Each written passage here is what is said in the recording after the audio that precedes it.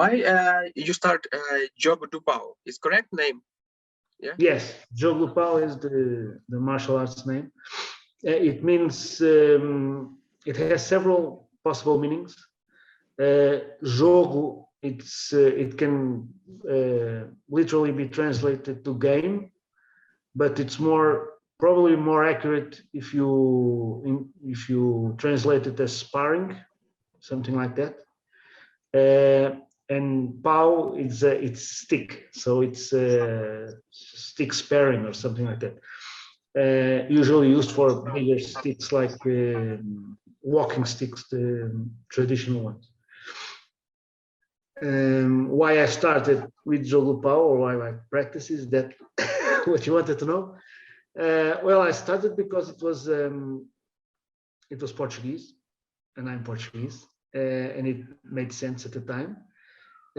But I was a little suspicious if it was actually effective and if it was a real technique behind it. So I went to see one class, and I was in love with it.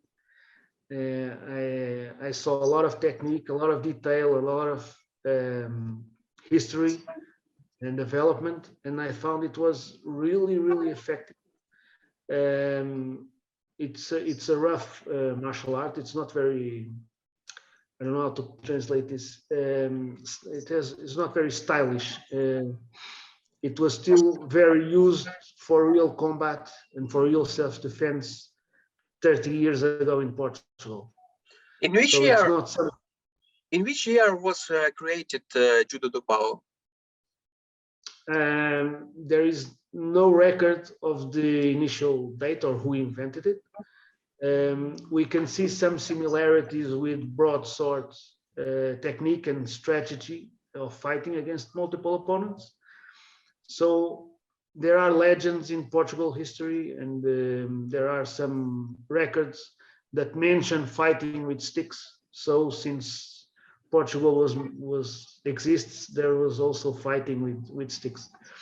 It was a common weapon because people used them to walk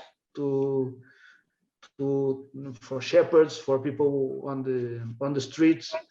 Even today, you see pilgrims using a stick, or Boy Scouts. So it was something that was there, and it was used for self-defense, for fighting off thieves and animals and whatever came.